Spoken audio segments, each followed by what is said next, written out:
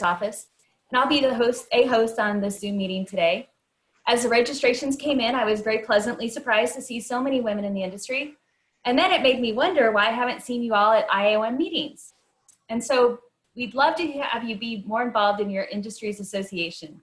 If you have some thoughts about what you would like to share, why it is that you aren't more involved, that you'd like to share with me, my contact information is going to be in the chat room, and I'd truly like to hear from you. So thank you for joining us today. We're happy you're here. And because of the wonderful turnout, we'd like to ask you to keep your audio muted during the presentation and use the chat room for your questions. My co-host, IAOM Director of Professional Development, Tom Sargent, who you heard a little bit ago, he'll be monitoring the chat room and sharing your questions with Dr. Wiley after she concludes her presentation. And if you'd like to ask a question anonymously, please feel free to send a private chat to Tom directly. And if you aren't available to stay on for the entire session, we'll be recording this and making it available through the IAOM website later this week. And we'll also be asking for your feedback through a survey at the end of this session as well. So now I'd like to introduce Randy Garvert, IAOM's International Vice President. Randy's the Senior Director, Commercial Operations Lead for Ardent Mills, based out of Denver, Colorado. Randy? Thanks, Melinda. We thank you for your participation today. For those of you not familiar with the IAOM, we've been around for 124 years as an organization focusing on enhancing the skills and professionalism of people in the grain milling industry. Although operative millers is part of our name, the depth and breadth of the issues covered at association conferences, educational offerings, district and regional meetings and seminars extends beyond that which is included in the operative miller scope of responsibilities. At the conclusion of this session, you will receive an evaluation email that will include information on where you can learn more about the IAOM and the benefits of being a part of our professional association. Diversity and inclusion in the grain milling industry is an issue that the IAOM Board of Directors has identified as key to our strategic plan and the industry more broadly. Women and minorities face a variety of challenges in the workforce. As we move deeper into the 21st century, employees want to be appreciated for their work and need for self-care. The increase in cultural awareness amongst employees is an essential part of creating a healthy work environment. A growing focal point for the workforce is diversity and inclusion. Understanding core competencies and appreciating differences will be vital to workforce success. Since we weren't able to meet face-to-face in Portland and experience this presentation live, it is now my pleasure to introduce Dr. Zelia Wiley from Kansas State University. Dr. Wiley is an Assistant Dean for Diversity in the College of Agriculture and K-State Research and Extension Service. She is the first Assistant Dean for Diversity at Kansas State University and the first African American female with a PhD in Agriculture and Extension Education hired at the K-State College of Agriculture. In her current role, she provides leadership in the area of inclusion and diversity for faculty, staff, and students. She is the Chief Diversity Officer for the KSRE and the college with 25+ years of experience in the work of inclusion and diversity.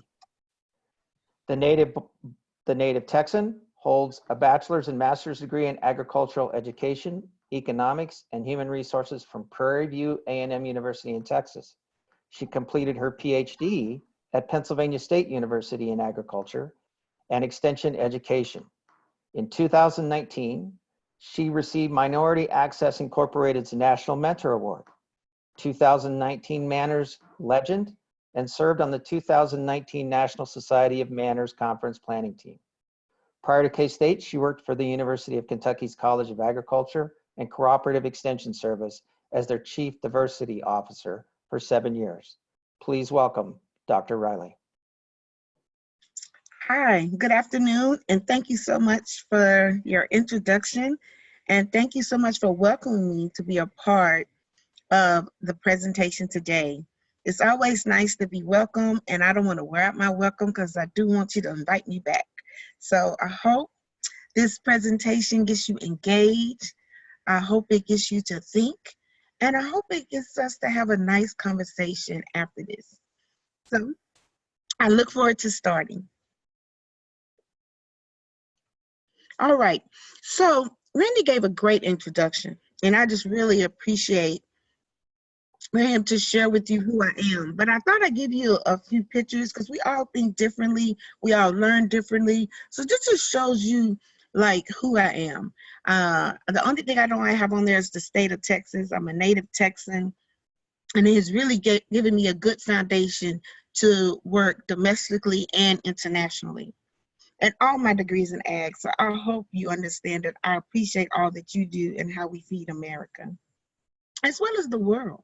So our goals today are we're going to learn and get a greater knowledge about effective recruitment and retention, the importance of women and minorities in the workplace, ethnic minorities. And then I want to share a few things about the recruitment.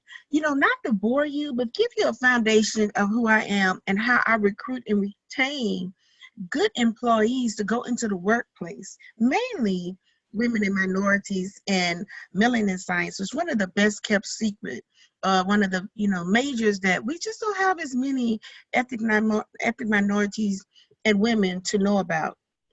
I want us to talk about mentors, advisors, and sponsors in the workplace, because once we recruit you, we want to keep you.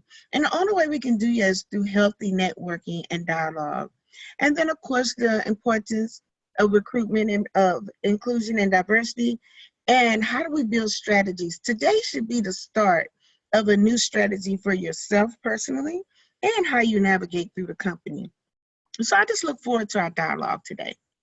So here are some rules. I was going to say this in our one-on-one, but I think we should still have, our working relationship with this Zoom learning community.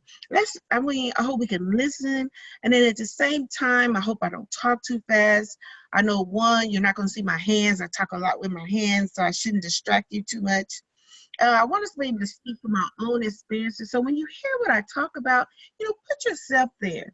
And if you can't, maybe you have a colleague or someone to help you navigate through some of the challenges that you might face. And don't be afraid. This should be a safe zone. And if you have any type of trepidation of dialogue within the chat room, you should be able to get with Linda or Randy or Tom, or even send them directly to me, so we can continue to be the positive change. And that's the only way you can take risks, because that's a part of learning. So hopefully this is a safe zone, like I said, or if not, I'm always open to talk to you. My email will be at the end of this presentation. But of course, Tom, Melinda, and Randy have my contact information. I hope I'm not talking too fast, so raise your hand or something in the chat room to let me know if I need to slow down. So I told you who I was. This is what I do. This is our diversity programs office. I can't work without networking. I am not an island. Diversity and inclusion, to make sure individuals are included so we can have diversity, it's not an easy job. So I have to have partnerships for that. And that's corporations like yourself, working with our ardent meals or our college and academic programs. And as you see, the other aspects, in which K-State Research and Extension that I work with. Okay, so just gives you a little bit who we are, but I want you to really focus on the top. What we do here is that we recruit, we retain our students, we enrich them, we help them to graduate, and after the enrichment, to help them navigate through K-State is to place them in a diversity workforce, whether diversity in ethnicity, as in gender, sexual orientation. There is such a wealth when it comes to diversity because it helps us to continue. And we'll talk about that more as well. So here we are. Last year, we have a diversity growing our mindset forum. And you see in this picture, Troy Anderson, one of our K-State College of Ag alums, was our speaker. Did a great job representing Ardent Mills. And I have been working with him even from his Cargill days, because Cargill was truly the foundation for our corporation. So this is just a few of our programs just to show you, but I thought that picture would be great for you to see our students. That's our K-State Manners chapter, and the diverse in the forum is how we reach out to all students across campus and bring in one of our corporate partners. And Troy Anderson was that partner in the fall of 2019. So this is just an overview of our success, because I have to show you the success to show you that this is the foundation that even got me to talk to you today. Our managed chapter, which your corporations do recruit, and you recruit locally, but as well as the national conference that was postponed or canceled for 2019 because of the COVID pandemic. But these are other aspects that help me get students to get to you, and then get them to have the foundation to be able to stay and retain and be great employees for you. This is our what we look like. This shows you where we were in 2009 to 19, and also really just talks about the different groups that we have.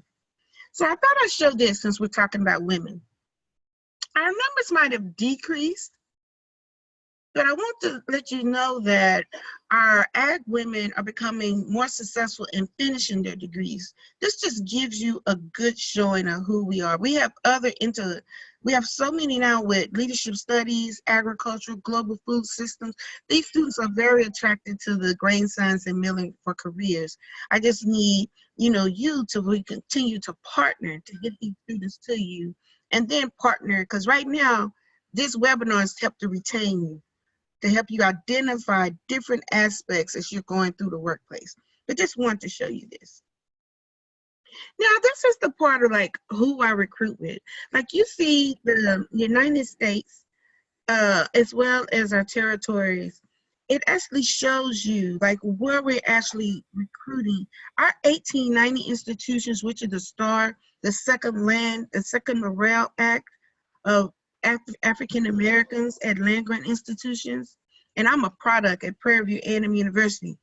I want you to see this is where I'm recruiting, but it also shows you where you are located in various the milling sciences in your arena. You see where you're located, and some of these schools are great places for you to recruit or part of your HR team to look at. But this is where our success lies. So now I want to talk about inclusion and diversity. I gave you a summary of who I am, what I do, part of the population and the landscape of what I do. You see Kansas State has a 60% minority population, and minorities are defined below. When I got here, we didn't even have like the identification. We have really grown here at K-State to make us prepared to work with you and partner, which there's still a large gap. But see, the goal is for us to continue. We can't do all this in one day. And this is why I need all of you. And as we continue to learn together now, I hope what this webinar does to continue our partnership. So here's some thoughts. Some of the key thoughts are,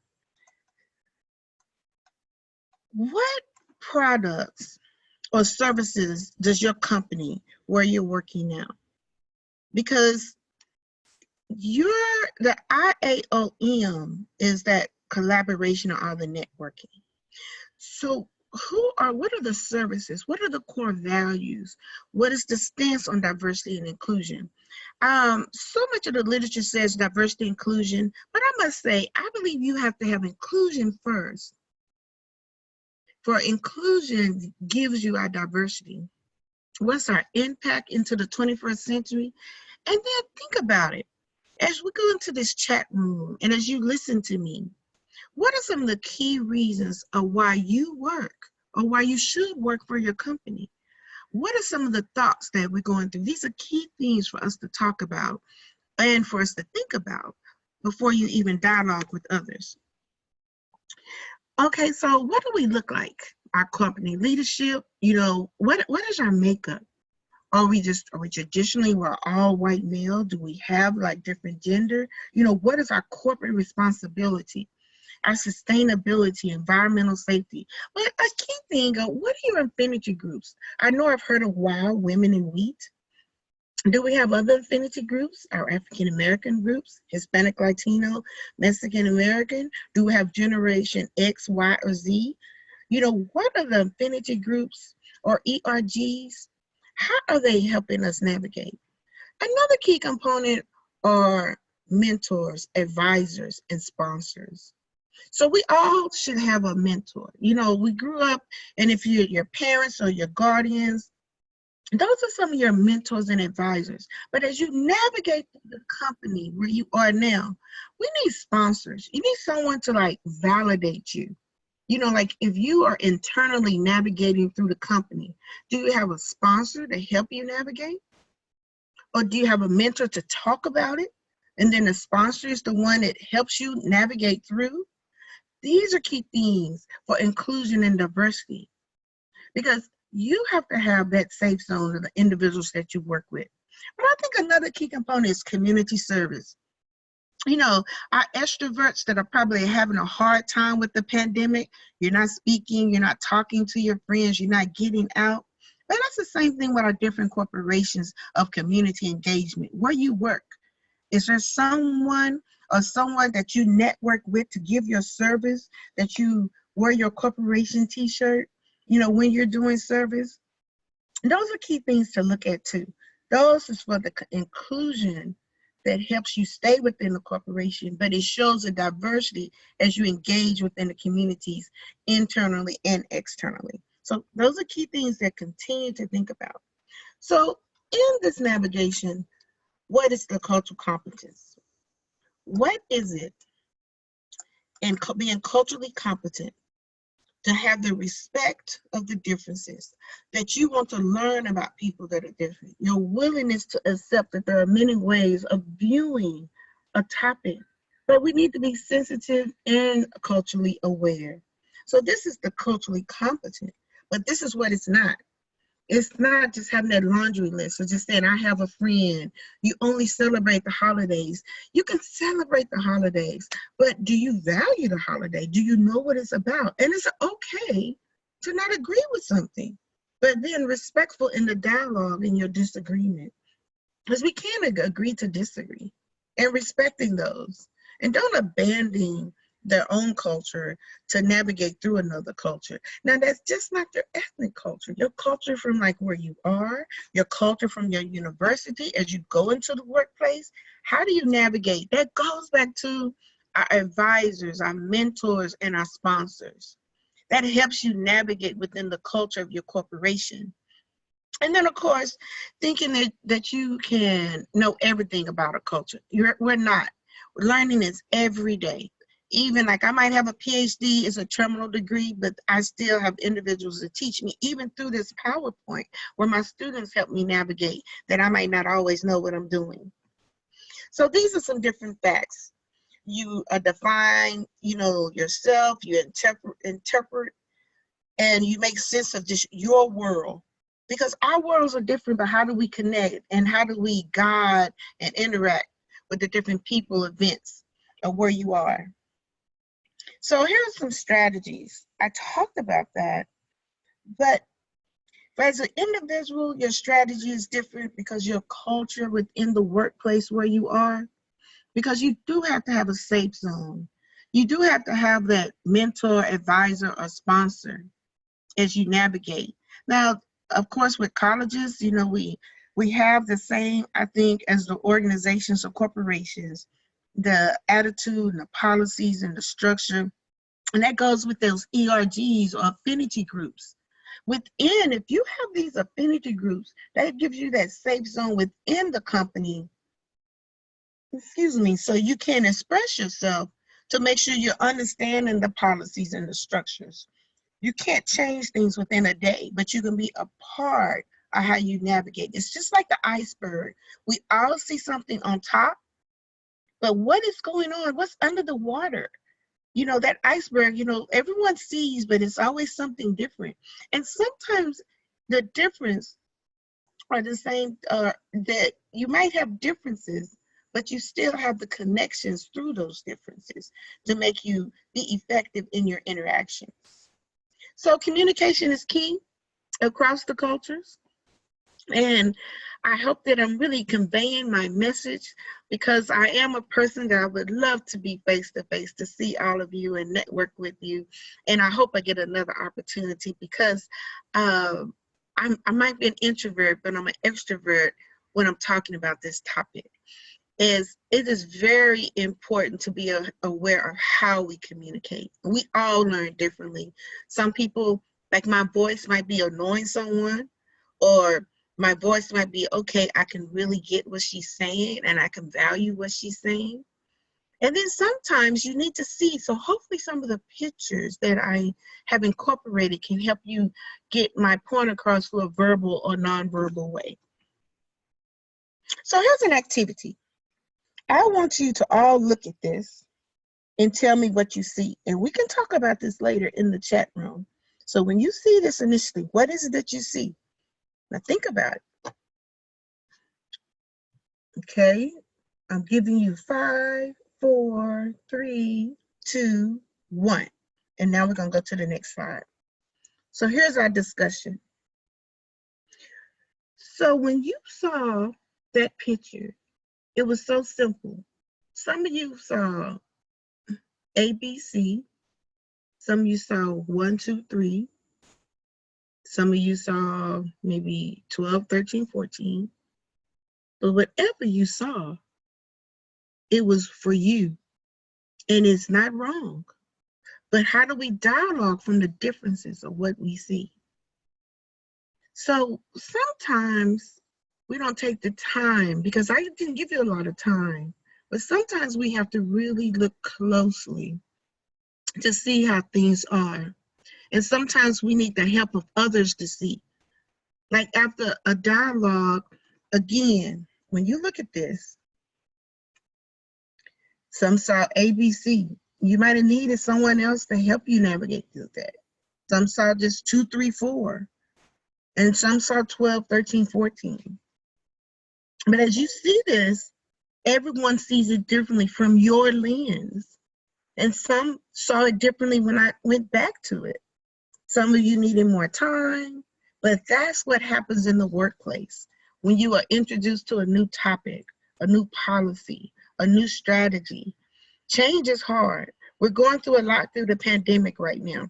We didn't plan COVID-19, but we have to navigate. We need our jobs. How do we do this? How do we stay home with our children and still work? Do we work at 2 or 3 o'clock in the morning because you can't do everything between 8 and 5? Or do you only do it between the nap time? We all have different ways of implementing it, but we all have a deadline to get the job done. But how do we get there? Because we all have to be effective and working together. So again, this is the topic. This is what you saw. What did you see first? Did you read ABC and went left to right? Because that's how we read. When I first saw it, that's what I did. And then I looked at it a little longer and I saw only 2, 3, 4. Then I saw 12, 13, 14. So again, we'll continue this. But I just wanted to point that out. Now, as we go to the next. So these are some key books. And I will say, Alan Johnson's book on power, privilege, and difference was a key book as the first, and I know people always think that maybe I'm stretching this, but I am the first African-American female to be hired here. In the 21st century, we are the oldest land grant. So I have to blaze a trail so somebody can come behind me. The book Power, Privilege, and Difference really helped my white males, if you will, to see through a different lens, because there's the power, there's the privilege, but there is a difference. And it also helped to see that, you know, Zelia is just not a woman that's maybe the complaining, but I really had something to discuss. But another thing that really helped through this book is that when I'm in meetings, I could get a Randy and talk to Randy about this issue. And Randy could say the same thing that I said, and the whole team respected. That's fine. But because I knew I needed to get a point across. Randy was a great sponsor for me to get this point across in my meeting. And we were still able to accomplish things. Now the next book, 35 Dumb Things Well-Intended People to Say. Sometimes you do not mean what you said. You said it faster than you realized, and you had very good intentions. This book is always great with the men that I work with and some of the females, because as we navigate, you pick up the culture and you don't need to say some things. So this book is it's just always a great read. And I didn't want to put too many things up. And then of course our daily bread, that's just a great foundation with agriculture. And because you're in milling, I just could not put that book up. If I wouldn't be worth my salt, if you will, if you didn't even know I knew the book. The other thing is why you need allies at work. You need allies for different reasons. Like I need allies like when I'm in some of the meetings, or just even to get into the meeting. Sometimes it's just forgotten that we have an assistant dean of diversity. And so I really would have to go, and I know Randy doesn't mind me using him. I would have to go to Randy first and say, Randy, before we go into this board meeting with IAOM, I need you to recognize that I need to be sitting at the table. And so he would be my sponsor and my ally. Because if he would validate me and introduce me into that meeting, everyone else would be like, oh, well, if it's Randy, it's good. Now, what I do once I'm in the meeting, because I have to make sure I keep Randy's respect that I'm doing a good job, but I have to make sure what I'm doing. This why you need allies. It gives you different points. It's just a great article, and I can send more, but I just thought I would only present 4. But it's always good to have a good read. I still need my books, if you will, but you can definitely get all of these online. And the class that I teach, 35 Dumb Things Well-Intended People Say, my students really get it. Because some of my students tell me I'm the first African-American professor they have ever had, my males and my females. When they read that book, they're like, Dr. Wiley, I've said some crazy things to you, and I'm sorry, I didn't mean it. But it's just great when you can recognize those things. I think those are some great books. And since we're recorded, as well as you'll have this particular PowerPoint, I think that it would be great, and you'll be able to see, and I'll send other resources too. So this is my conclusion. One of the individuals in this picture, the young man that's right dead into the center, he's my grad assistant, Lonnie Hobbs Jr. He has an internship with Ardent Mills this year in Tennessee, and I just think he's going to be great. Those of you that know me know that I prepare my students to do better than me. I want them to lead better than me, and I want them to be able to be great for whatever corporation that they go to. The young lady, African-American female, that's facing the computer to my right, as I'm looking at the screen, is now Dr. Tiffany Carter, who has a master's in grain science and industry. She's just done a great job, and now she's a professor. And the other students are in animal science and ag economics.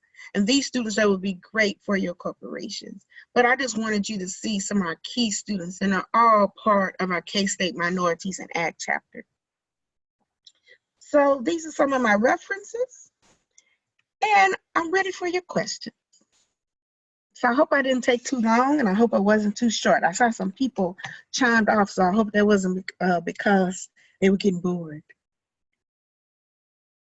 So any questions?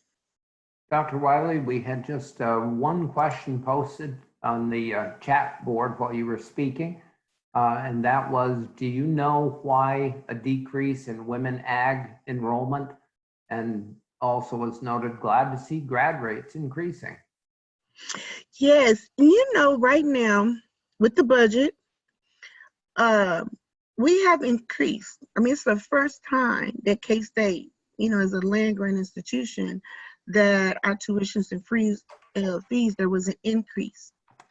Some of it is truly because our students are going to community colleges first. And we have great scholarships right now, especially at our community colleges. If they go to and they get a scholarship at like the Dodge City or Garden City or Seward County, they are encouraged to go to the community college first, And then when they come to K-State, they have a scholarship. So initially, you see the numbers of our students from freshmen, that's not the transfer numbers. Those students are going there first. And that's why we have, in the last 5 years, the decrease. And a lot of it is financial. It's so unfortunate, we're going to see a decrease now because as I call students, I personally call a lot of my students and really have been doing it since COVID-19. And so many parents are they don't feel comfortable. They say, no, we're going to do the community college first so they can stay here. I just don't feel as comfortable sending them to K-State. And I think that's what's going to happen to us for fall 2020. So that's why our numbers have gone down. It's truly with the increase of tuition costs and fees, and our community colleges have increased. Very good question. But as you said, you see, we have the increase in our female graduates. We have an increase overall. We have more females than males. Now, when I go out and do presentations, the comments to me are, you need to recruit more males instead of always looking at females. So I really recruit all students.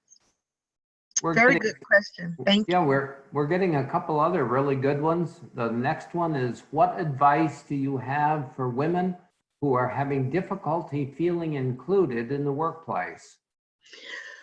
You know, I can say, especially when I first started, it is so hard,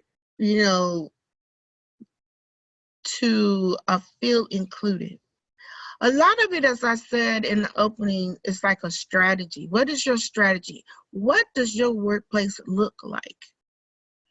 And I would reach out to a Melinda where you are, if you're in this, in the milling arena. And what are like her contacts as you network throughout, as even the educational component of what Tom Sargent does. I would give you that as a strategy, because you do need a mentor or an ally to talk to that maybe not in the area where you are, that's outside, to help you strategize. Or you can even call me. And as you strategize, that how to help you feel included. Because if we don't have inclusion, it's going to be hard to diversify, like wherever you are. So my first step, if you don't have a mentor, is to get a mentor. And if you're not feeling included in your workplace, it is sometimes good to get an outside mentor to help you navigate from the outside, to help you from the inside. Because you might not feel as comfortable talking to people that are there.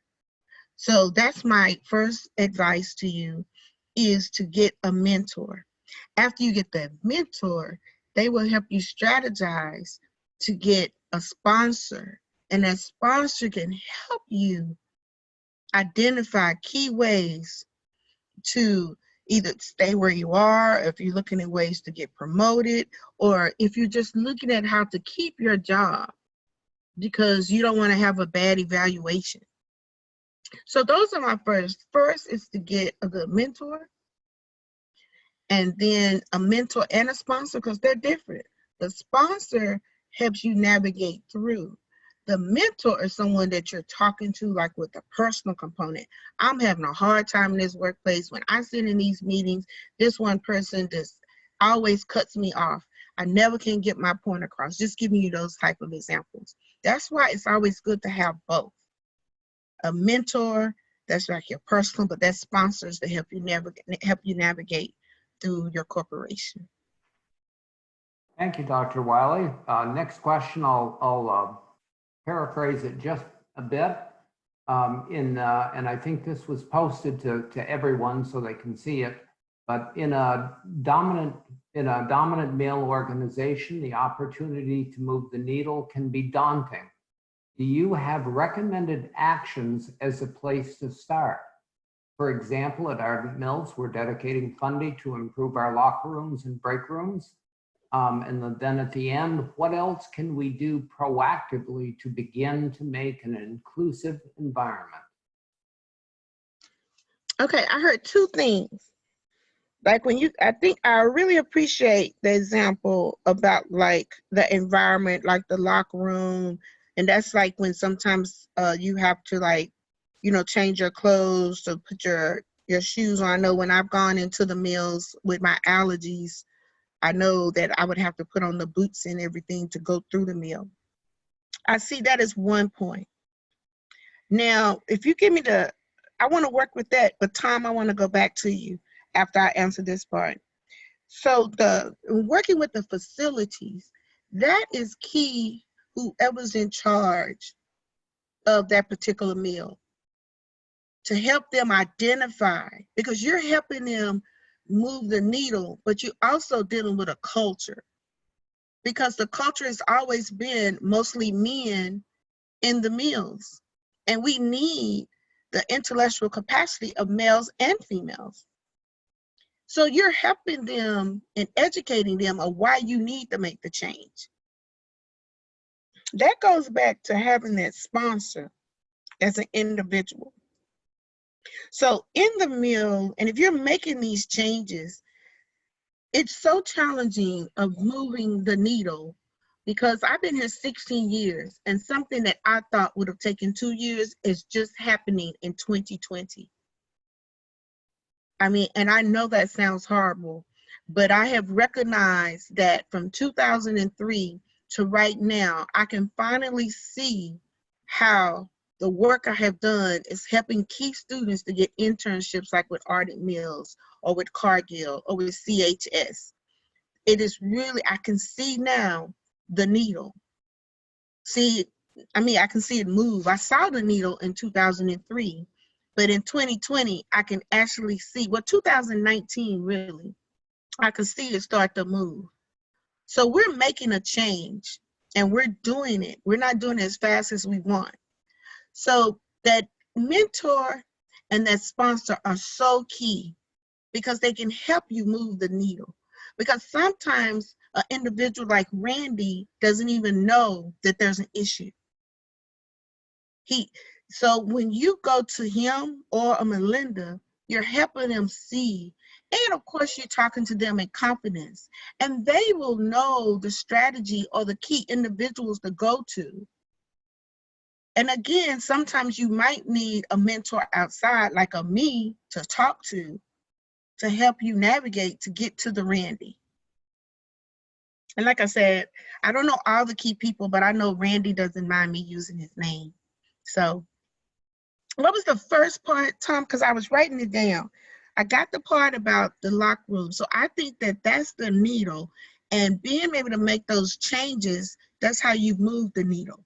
Now, if you can give me the first part again, Tom, because I didn't write that down fast. Alrighty, it was the first question there was, do you have recommended actions as a place to start? Okay, I think what I recommend is that sponsor and that mentor. And because everyone doesn't even understand the unique aspects of the mills or where you're working. Even preparing my students, I have one student that I always use as an example, and she's still not right now with Ardent Mills. And if she's on here, I'm not going to say the name, but because she trusted me, I was able to call someone within Ardent Mills when there was a place that she just didn't feel comfortable working. And we recognized that it was a sundown town, meaning that African Americans have to be inside, and still had that as part of the policies. But I was able to talk to someone within the corporation to help them recognize that this is why the student doesn't want to go there. And now the student is still working and is doing great things. So that was one aspect of having someone that you can trust outside the corporation that has a good channel inside the corporation. So those are some of the strategies that I would use. Not knowing your situation, specifically, those are key things that I would do or that I would use. And that list that is given to you on the slide that says like why having allies, they give you 7 key points. It tells you why you need the ally, and you could infer from that. It helps you to help them understanding why you need them to be allies. I hope I answered your question. All right, Dr. Wiley, as a follow-up to that, what are the first steps you see that would help women reach out to allies and help them understand how they can help? That's why I really talk about the affinity groups that I had at the beginning. And like, only thing I know about your corporation, and I am willing to learn more, is like Women of Wheat. I remember when one of our graduates from K-State told me about it and had me to speak to the group because they came here to K-State and they talked about our females.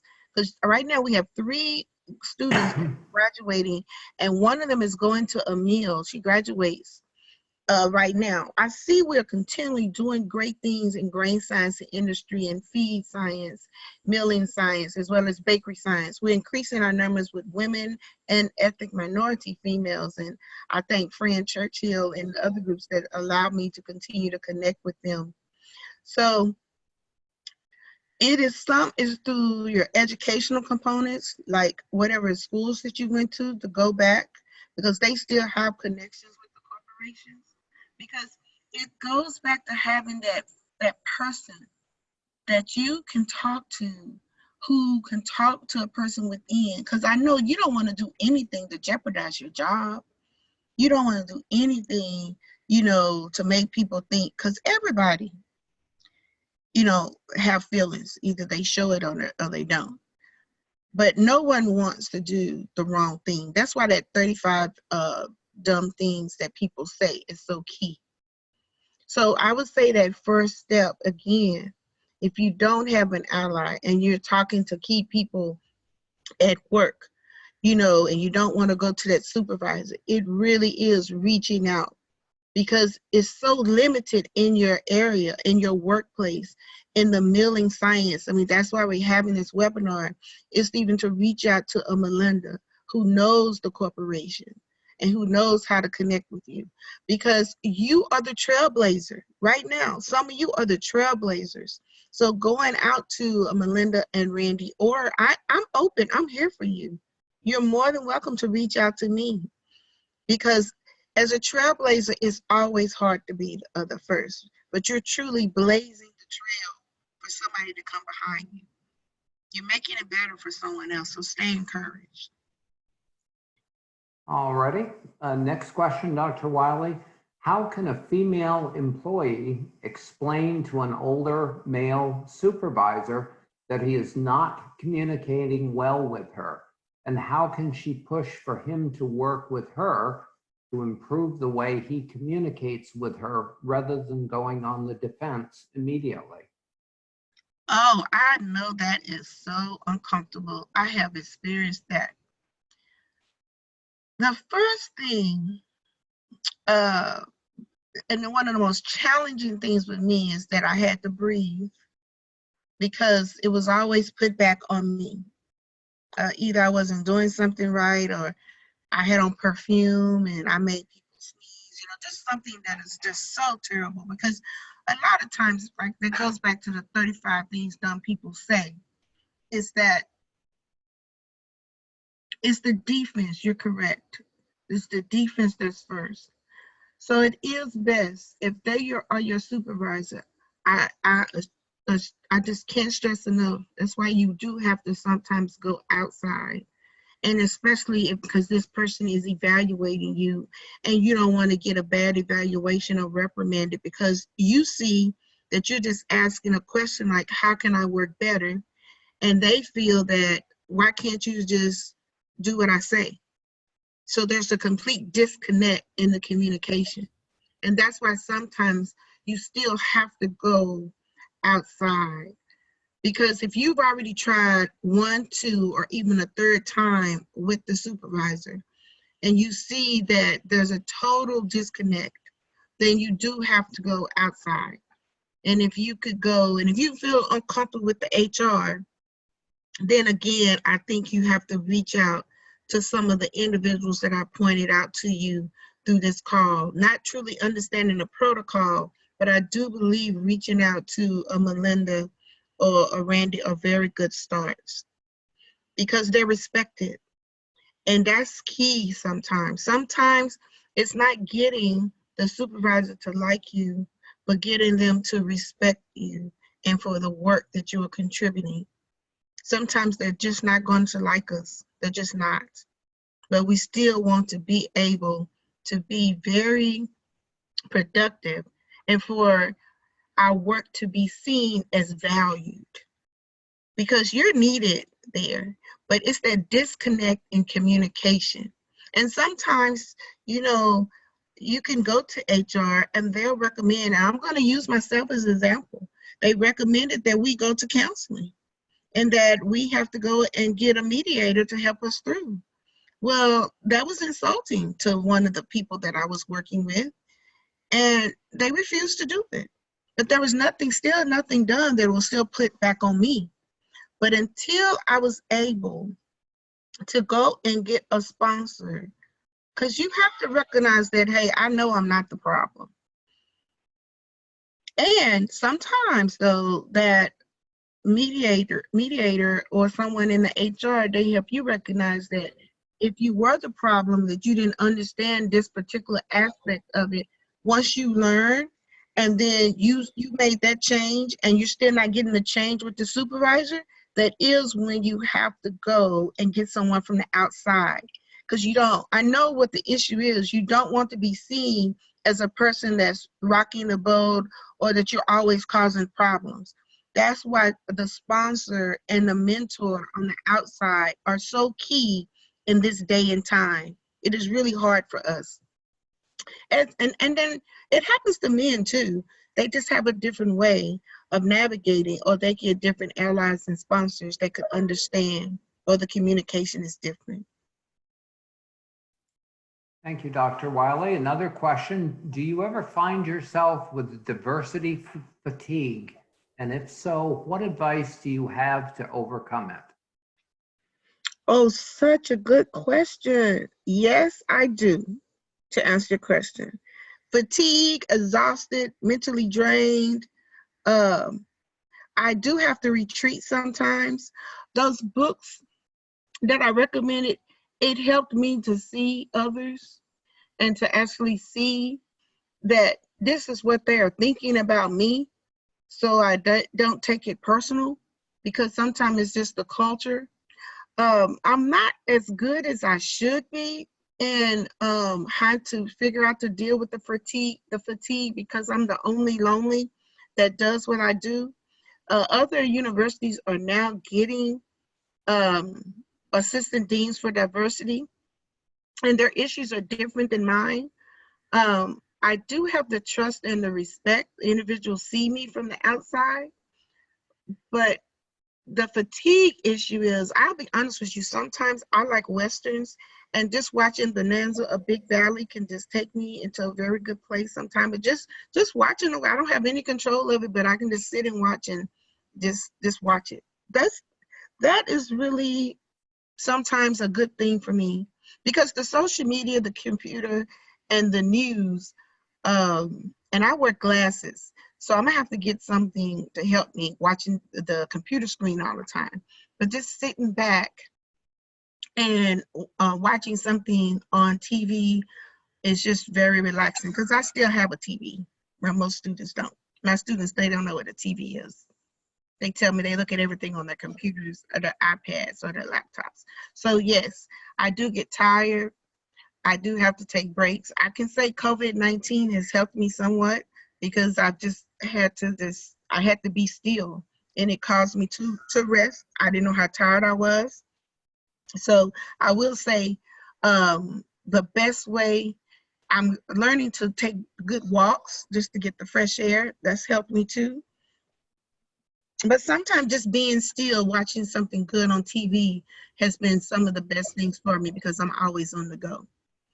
So thank you for that question. You're helping me think. I appreciate that. But yes, I do get very tired.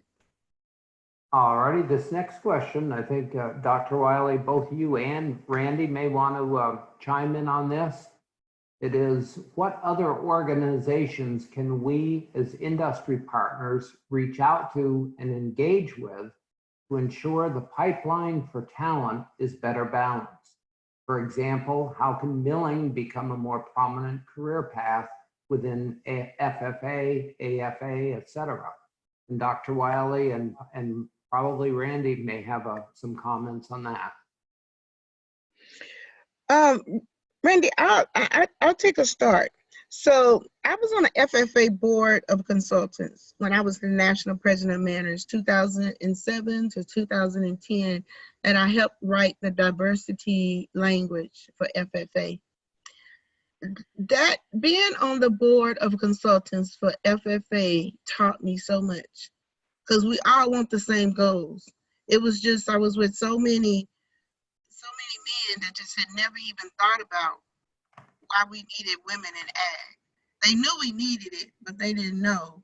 So I have a gift that I can talk to individuals. And I guess it's the blessing of being a female and an ethnic minority as well. I realize it's who I am, and I don't plan to change it. So along with AFA and FFA, we have been able to get like our junior manners that I showed you earlier in my presentation. That's how we're really partnering with FFA. But with AFA, we are actually getting our students to get on the AFA advisory boards, because we're showing that diversity has to be part of the thread. And through that, our National Society of Minorities in Agriculture, Natural Resources, and Related Sciences are partnering with AFA and FFA. The goal is, though, how do we get the corporations to come to more of the meetings with Manners?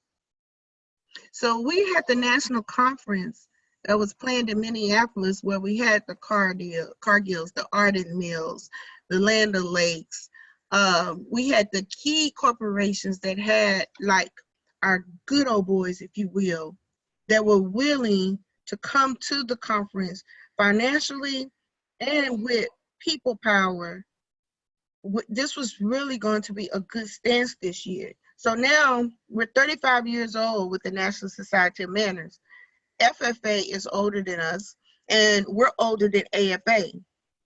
But at the same time, we have to partner, because the mindset is different in the three organizations, but the goal is the same: leadership, scholarship, and productive workers. You know, we all want the same thing. So those are like some key things, you know, for us to network with.